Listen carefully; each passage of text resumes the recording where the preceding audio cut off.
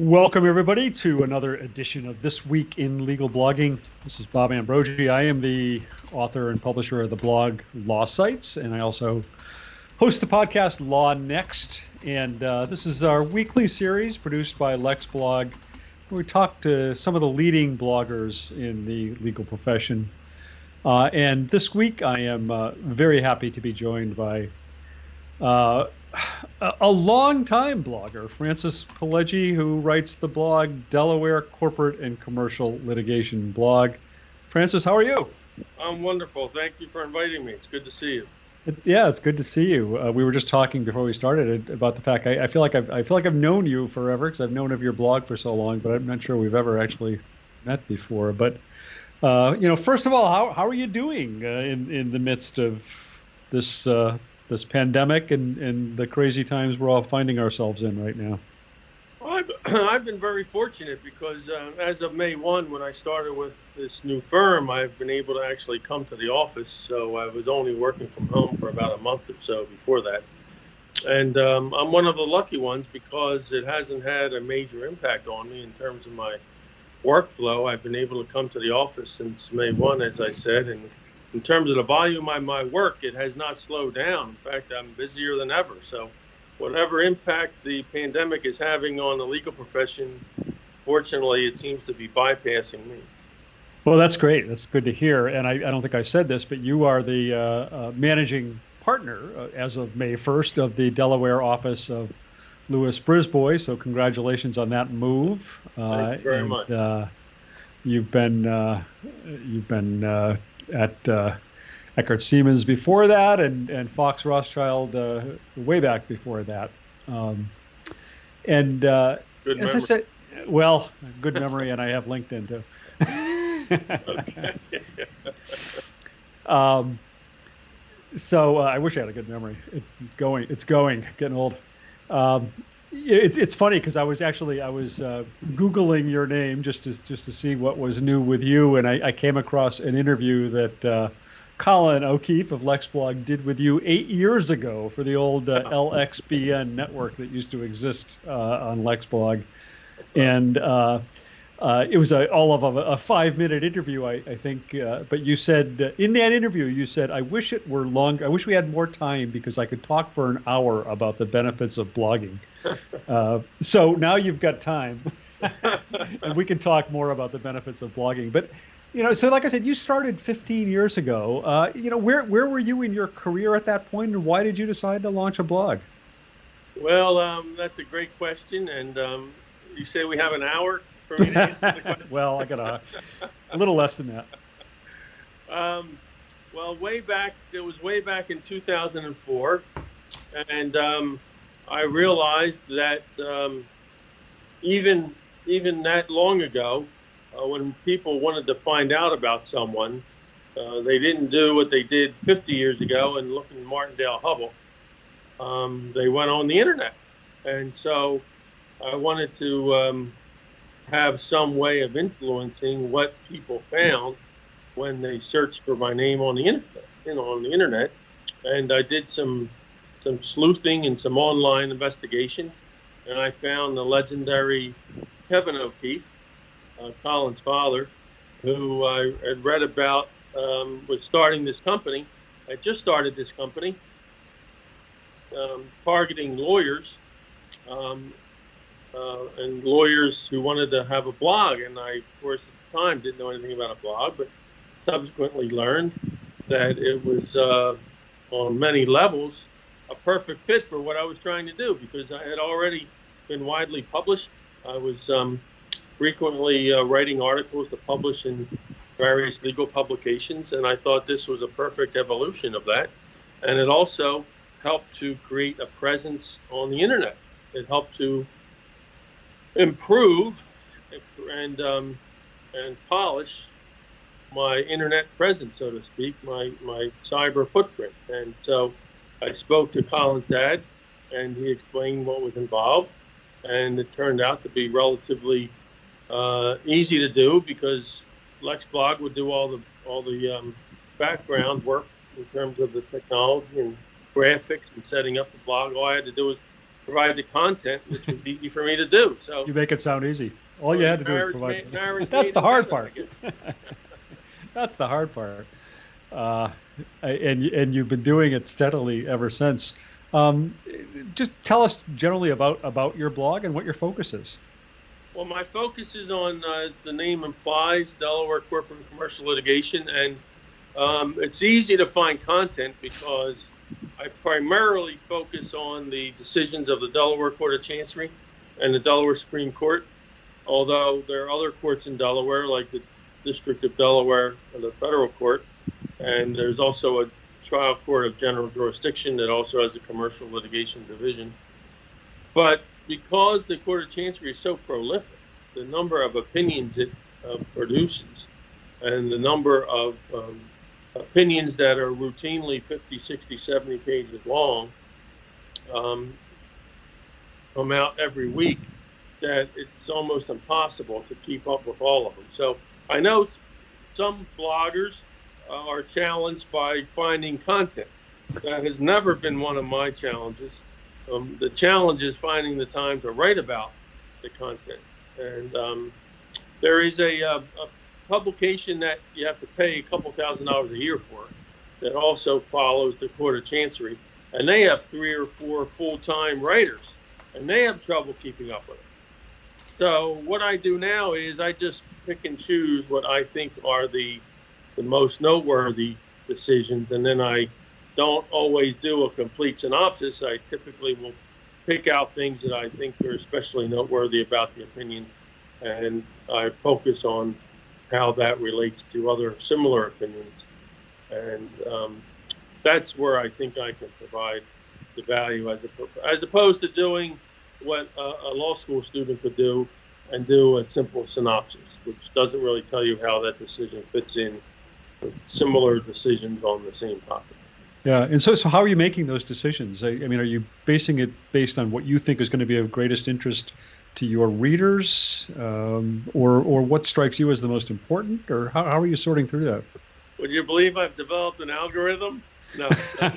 I would believe you, but No. I'm gullible that way. So. No, the truth is that I pick cases that I'm interested in, that I have familiarity with, and that I think most of the readers would be interested in. So a combination of those 3 factors. So if a decision comes out and it's an issue of first impression, well, that of course is important. If there's an issue that comes out on, I'll give you an example, Section 220 cases. It's a statute that allows stockholders to demand certain corporate books and records. I've been, writing about that and doing cases on that topic for over 30 years. I've been writing blog posts about it for 20 years. Excuse me, seems like 20, 15 years. And so I have a pretty good idea when a Section 220 decision comes out, how it fits in with all the other decisions I've written about over the last 15 years on the blog and 15 years before that off the blog, and cases I've handled on Section 220. So if I use that as an example, if a Section 220 decision comes out, if it says something important, I'm more than likely to pick that as opposed to a decision that comes out the same week on something that either I'm not as interested in or I don't think my readers would be as interested. Yeah. Francis, that raises an interesting question in my mind. Obviously, given your practice area, you'd be following the developments of this court anyway. But do you think that by having to kind of sit down and write about these decisions, that gives you a greater perspective on them and gives you that more of that kind of historical perspective that you just alluded to? There's no question about it. It helps me to be a better lawyer because I remember the cases better. If you read them, you might remember them. If you read them and you publish something about them, you're more likely to remember. And also, I know a lot of other lawyers actually not just in Delaware, but around the country, who tell me that they use my blog as sort of a mini Lexus. Because if they want to search for a case on a particular topic, it's free, of course. And it's easy to find a case on Section 220, for example. And I use it that way myself because it might be hard for you to believe, but there are blog posts that I've written 15 years ago that I might not remember.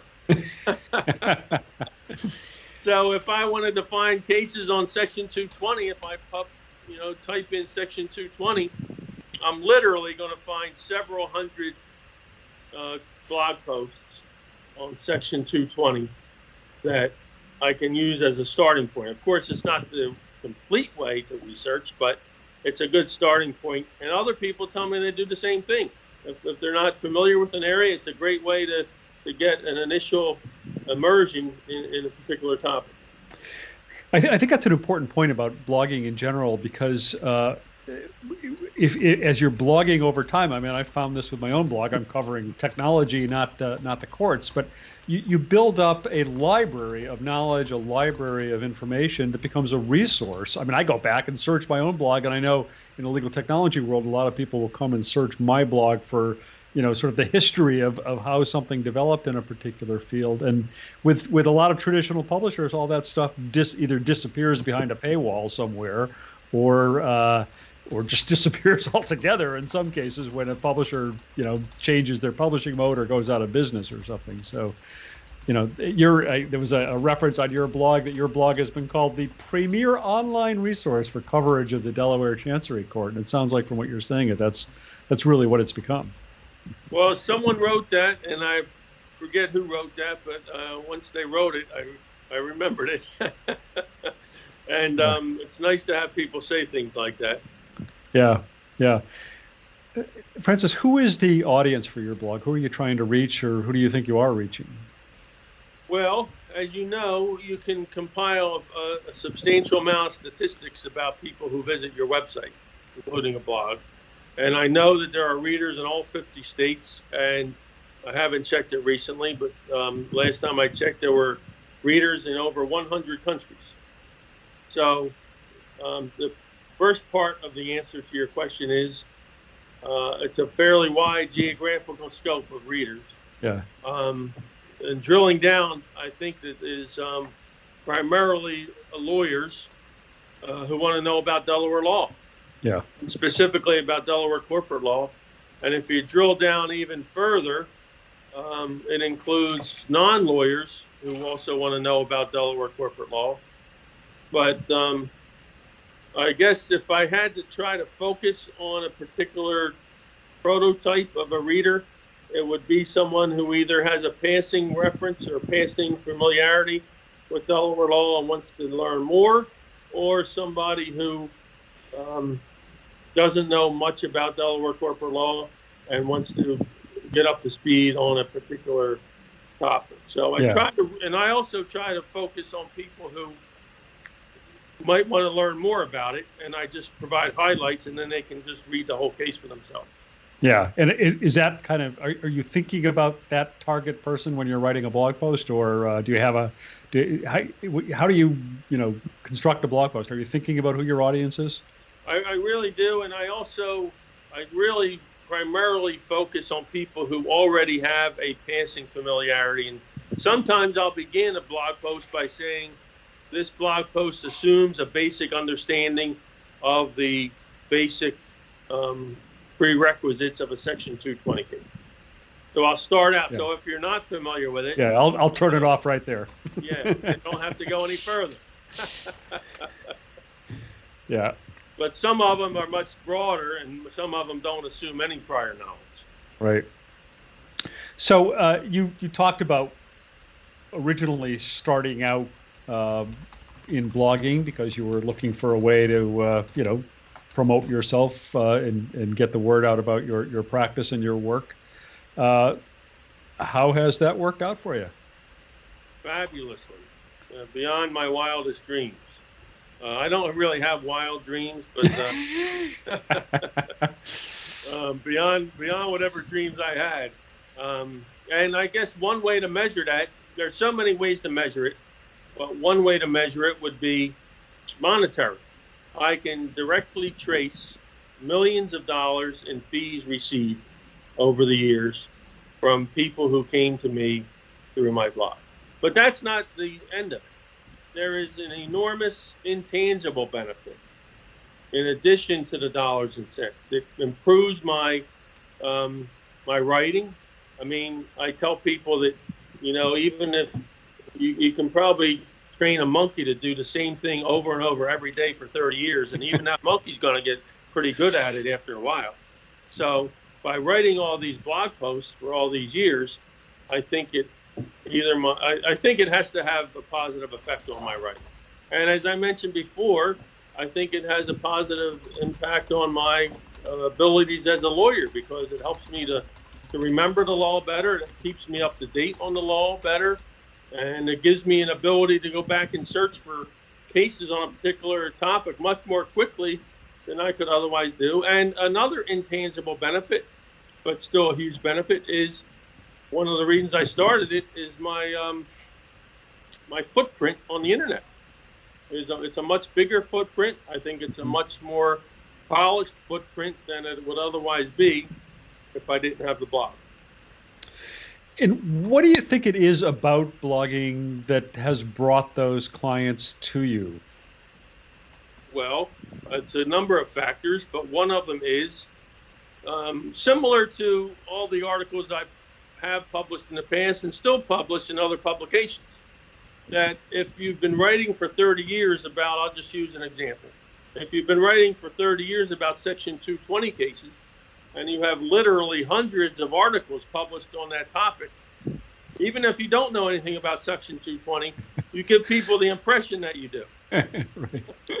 And it's hard not to learn something about Section 220 if you've written several hundred articles about it, in addition to handling many cases about it. So the short answer to your question is, it is a legitimate way to give people an impression, which is a true impression, that you know something about a particular topic that you're writing about. Yeah.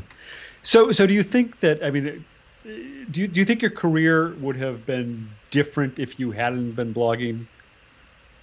No question about it. It would have been different. I'm not exactly sure how different, but as Colin's dad is fond of saying, and it's 100% true. I know Kevin O'Keefe has written a lot of articles about one of the benefits of blogging is if you want to do more legal work in a particular subject area, start blogging about it. And the cases that you write about are likely going to be the cases that you will start to get referrals for.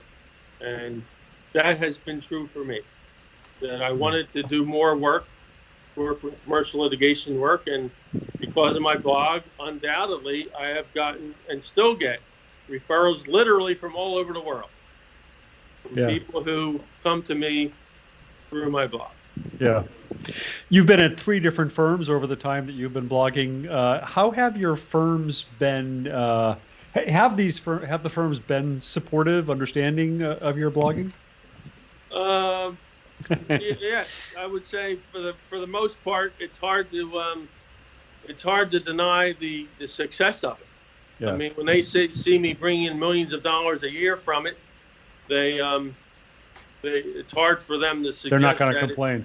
It's not a good idea. I won't get into details, but one firm, the first firm that I was at, and I've been in each of these firms for 10 years, so it's not like I was only there for a short while. But when I first started blogging, the firm said, well, before you can do it, we need to have a policy in place because we're just not sure, what the impact is going to be. So I waited for a couple of weeks until they did it. And now you can do it. All right. So after about a year, they realized how successful it was.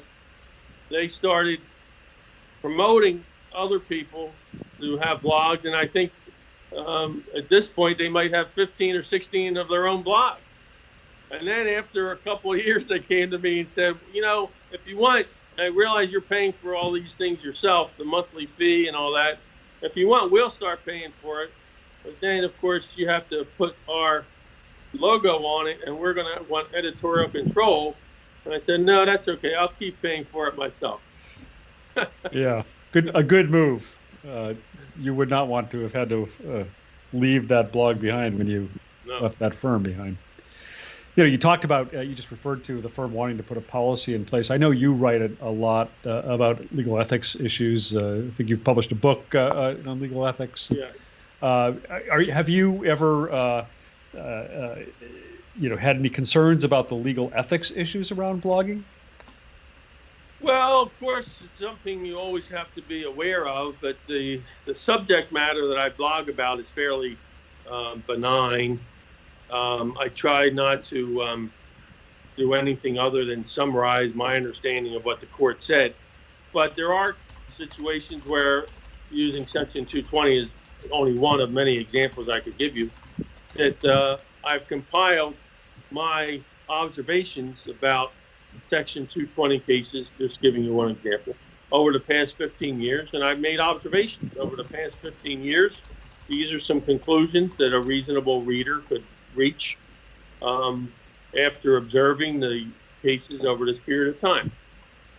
And some people might disagree with me, but they're just my observations after reading all these cases. So I don't really take any positions that can be fairly considered to be radical or extreme.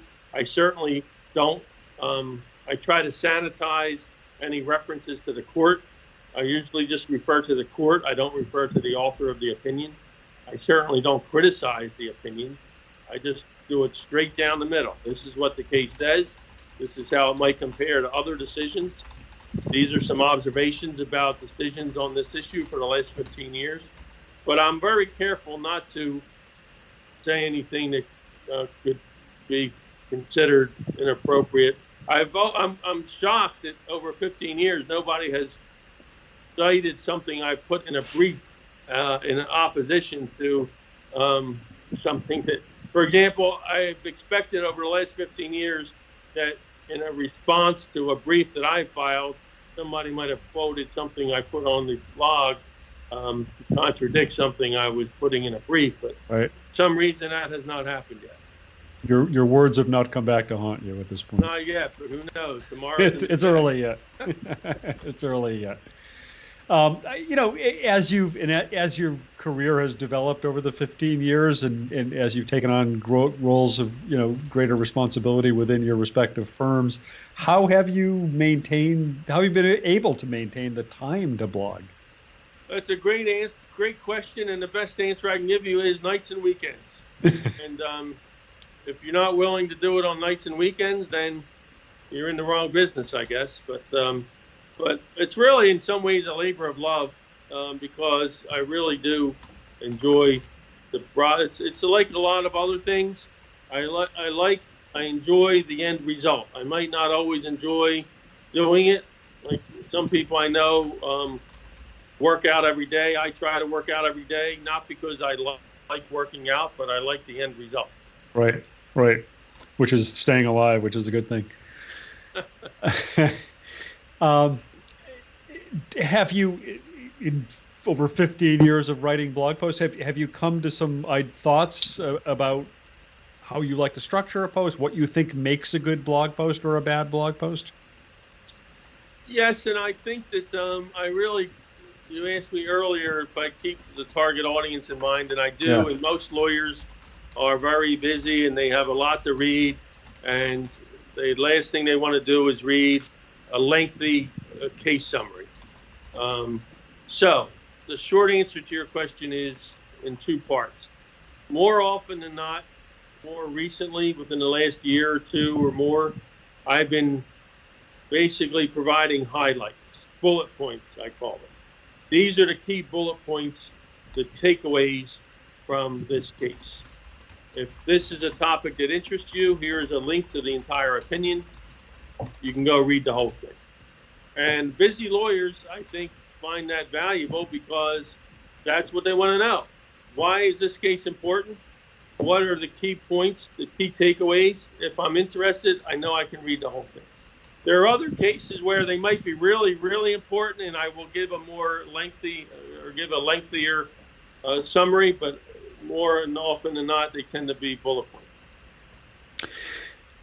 Do you think blogging is as more or less, relevant today than it was 15 years ago when you started? Well, I don't want to keep referring to Colin's father, but I'm a big follower of Kevin's. It's okay. We're all fans of Kevin here. You can talk about Kevin. I'm a big fan of Kevin. And I know Kevin O'Keefe has written a lot about the answer to that question. And I agree with him. If I understand him correctly, blogging is still relevant, even in the age of Twitter and Instagram and Facebook, because they're complementary in some ways. You can't provide as much detail about, let's say, a recent court decision on Twitter or Instagram or Facebook as you can on the blog. And the forum of blogging lends itself to more thorough analysis. And in addition to that, it lends itself more to, in this case, collecting your work after 15 years. You can easily go on and search all the Section 220 cases. I keep using that as an example, but there are many other examples. I'm not sure you could do that on Twitter, or on Instagram, or on Facebook. And there are probably a lot of other social media platforms that just don't give you the same platform that you can get on blog.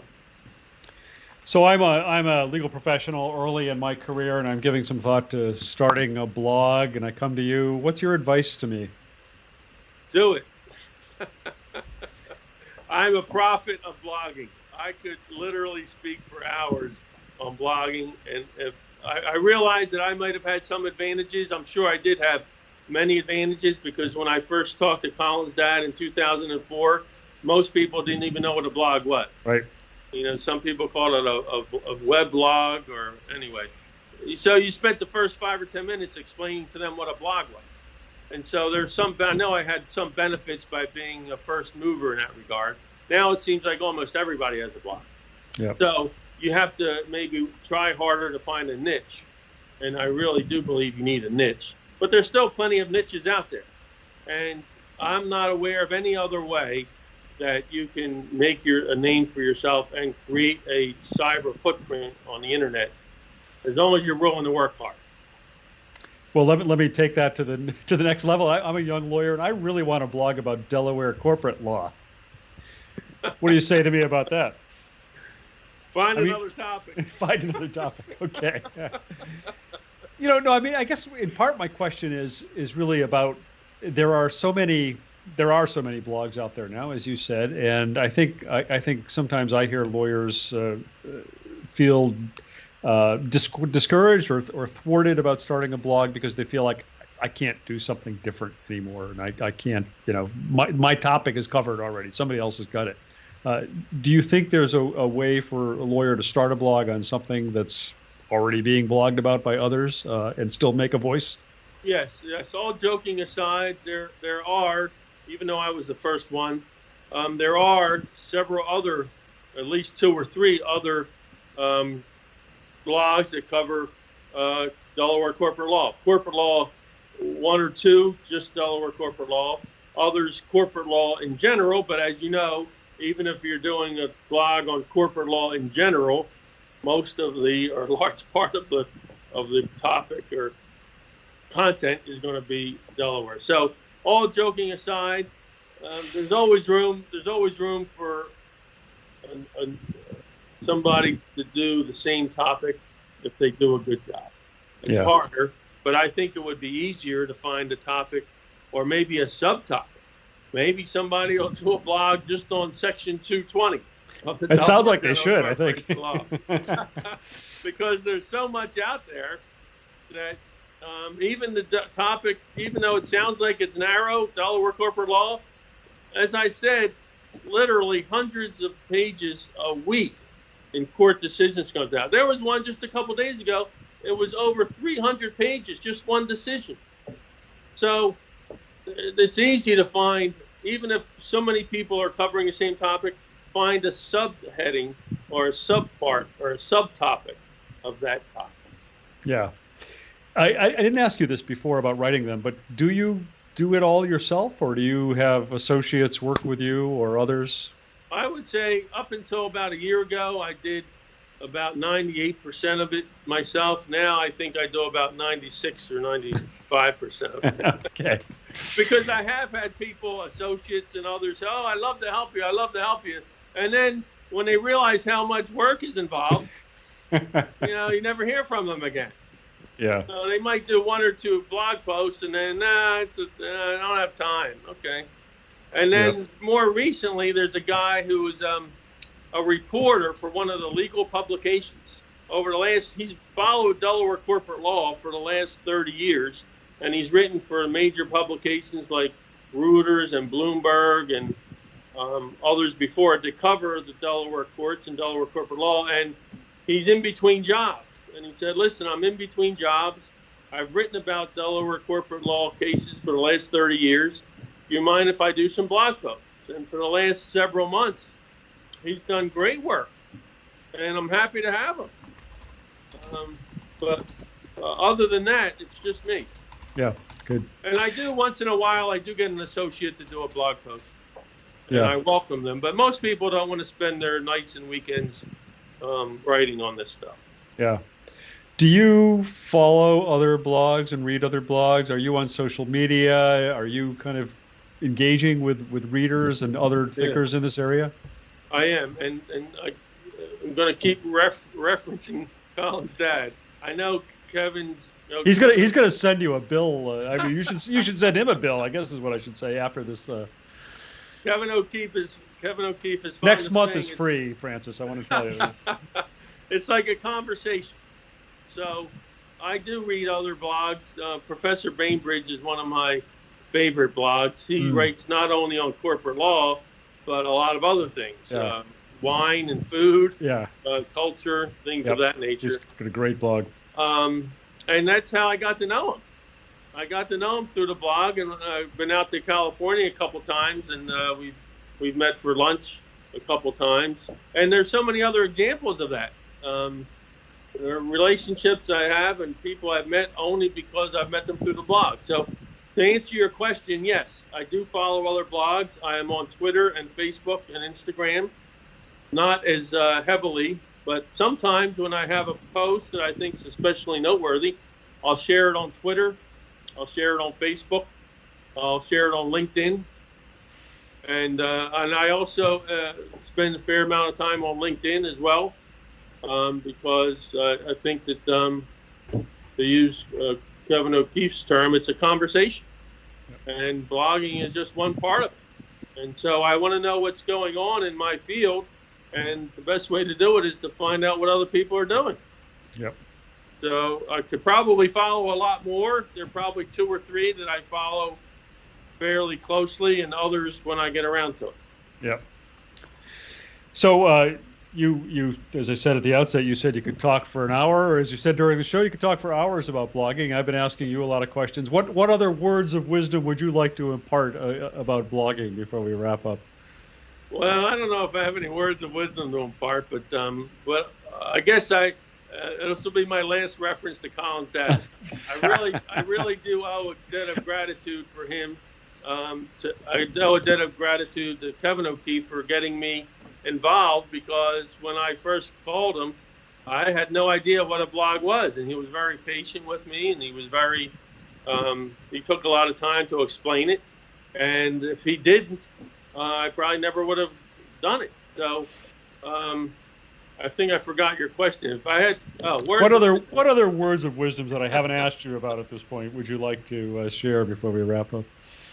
I guess if you really are passionate about an area of the law and you want to attract more work in that area of the law, I can't think of anything other than blogging which gives you more bang for your buck.